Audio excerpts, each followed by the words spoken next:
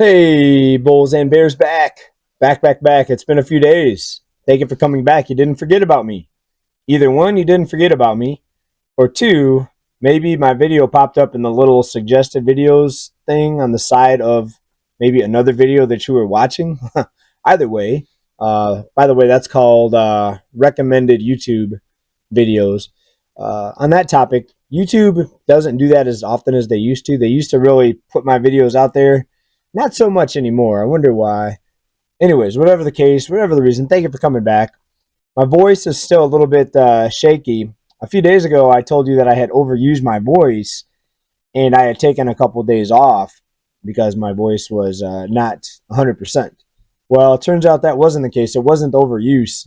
It was actually something else, some sort of infection, and not strep throat, not the CV stuff that some of you may remember. Kind of hard to forget that. None of that crazy stuff, but it did affect my voice. So sorry that I didn't put out a video. My voice is kind of back, but it's kind of bad. You might still be able to hear a little bit of weirdness.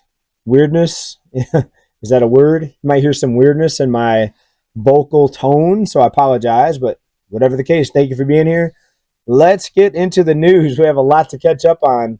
And this economy, let me check my news feed. Has the economy imploded yet? Has the economic collapse happened? No, not yet. Well, yes and no.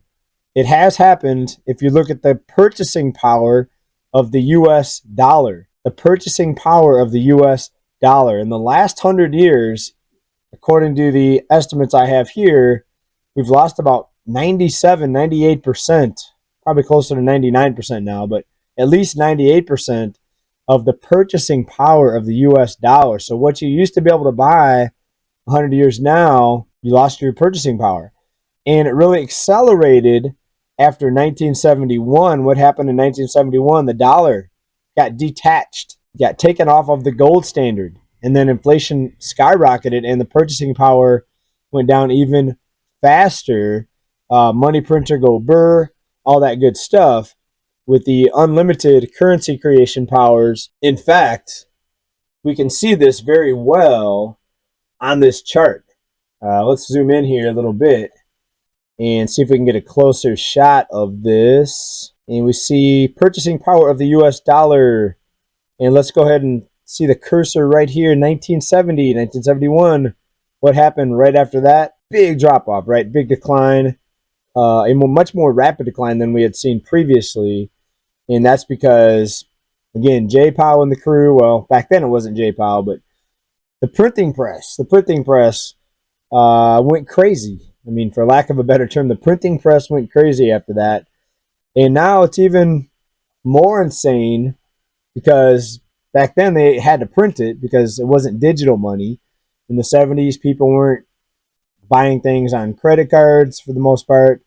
They weren't using their phones or apps or buying things online. Of course, there was no online for the average U.S. household. But in the last 10, 20 years, now we have all those types of purchases or types of ways that people can make these purchases, making it even easier.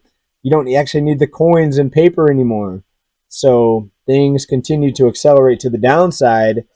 And it's happened fast, but on the other hand, not so fast where people would notice it that much until the last few years. Starting in 2020, yeah, people really started noticing it because the costs and basically inflation has ramped up so much more rapidly over the past few years. But it used to be generation over generation. People would look back and say, wow, my parents, they bought a house for this. Now I have to pay 3 times as much as my parents paid for their house. And now the younger generation now, they're looking back and they're saying, wow, I have to pay 5 times what my parents paid for their house, right? So things are getting worse, things are getting crazier, and the question's always been, and it continues to be, how much longer until we see the next collapse? So people say, no, there's not a collapse. You've been predicting doom and gloom for years. One day you'll be right. That's the weirdest thing I see. One day you'll be right. We're right. We're right now. Look at the purchasing power. So just because the stock market hasn't collapsed doesn't mean that there's not a collapse, right?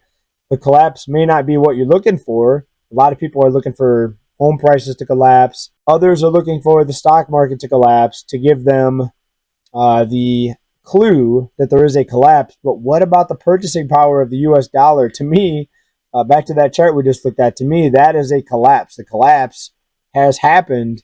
It's just many people haven't noticed it. Well, the frog in the pot. The frog in the pot. It's a very slow boil, right? It wasn't so hot.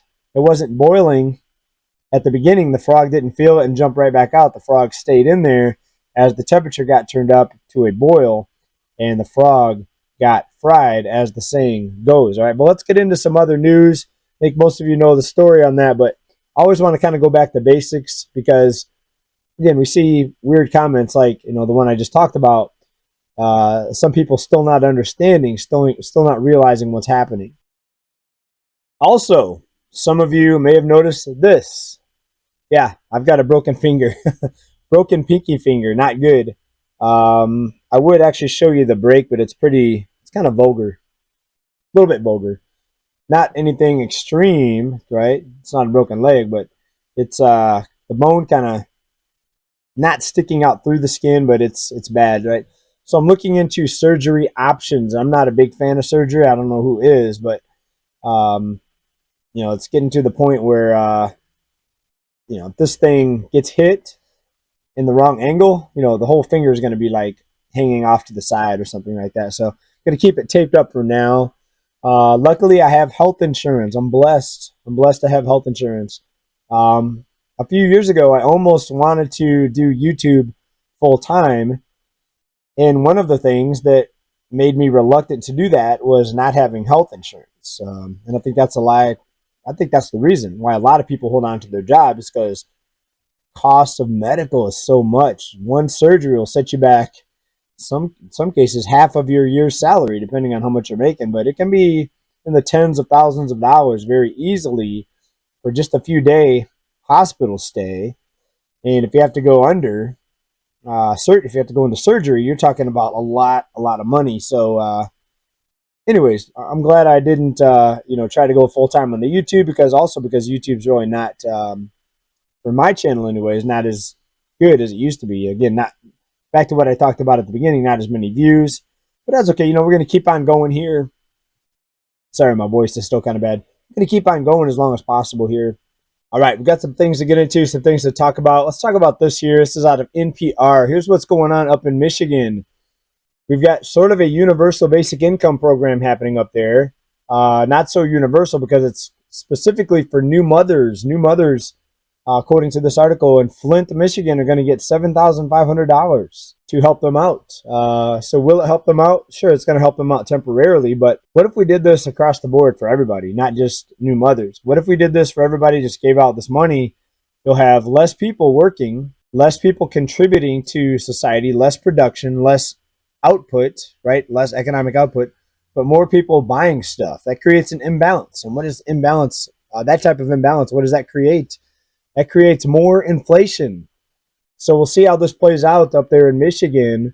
I think we're going to see a lot of new mothers pop up. You know what I mean? When free money gets handed out, the group that's eligible for that money usually gets bigger, if you know what I mean, right? So we'll see how this goes. Again, if this was the solution, why not just introduce this nationwide to everybody? Why segregate and why pick and choose certain groups? Why separate people into groups, right? That's what they're doing, but we'll see how it works out. Maybe it'll be the miracle that people in Flint, Michigan need, and maybe it'll get that city back to prosperity. We'll have to find out. Let's talk about this. Here's a number that came out since I did my last video. CPI, again, up 0.4% in February compared to January. Still up 3.2% from a year ago. Here's the scary part about it. The 3.2 may not seem like a lot, but it's 3.2 over the previous year, which was close to 5%. And that 5% from the previous year was up over the previous year before that, which was about 8%. You see what I'm getting at? So we're talking about some big numbers when it's compounded, when it's stacked on top of one another. But they look at it year over year. Instead of telling you how much we've risen, how much inflation has risen, over the long term. So you kind of have to piece that together. And this is not even an accurate number when you look at the real cost of living. So when you talk about, though, the bankers out there, the central bankers, Jay Powell and crew, well, their tone has kind of changed. It's kind of changed. They have now accepted inflation is here for the long term. It used to be that it was temporary, that they're winning the war on inflation, but now they've kind of admitted that it's here to stay. And so what they're doing now is they're coming out with excuses as to why inflation is too high, right? Instead of blaming themselves, take a look at this. Here's one of the excuses here. Jerome Powell just revealed a hidden reason why inflation is staying high. What is he blaming? He's blaming insurance premiums. The economy is increasingly uninsurable. If you go, there's a Fortune article. If you go into this article, it talks about how inflation is the thing that's making the cost of living stay too high, and the reason why cost of living / inflation is not coming down. So now we're seeing excuses and blame. Even before this, though, we did see some blame from some of these people. Like they blamed it on greed, corporate greed. Like corporate greed is new. No, corporate greed's been around forever. So why would corporate greed now be the reason for inflation all of a sudden? It's like, it's not a new thing. Corporate greed has been around forever. It's ever since humans have been around, greed has been around. So you can't blame greed. Maybe it's gotten worse. You can't blame insurance. It's part of it, but it's not the whole picture. It's a fraction of the picture. But it's interesting that they're coming out with these, I guess, scapegoats. Scapegoats would be a good word, right? Scapegoats.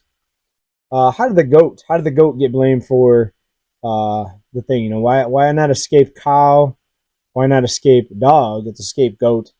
Anyways, maybe if you know that, please let us know down in the comments. All right. Anyways, moving on. I may be a little bit more silly today, a little more strange acting than usual. The whole illness thing kind of throws me for a loop sometimes. Let's talk about this. Los Angeles was one of the last cities to take away the rent moratoriums. Remember, the rent moratoriums were in place for over 3 years.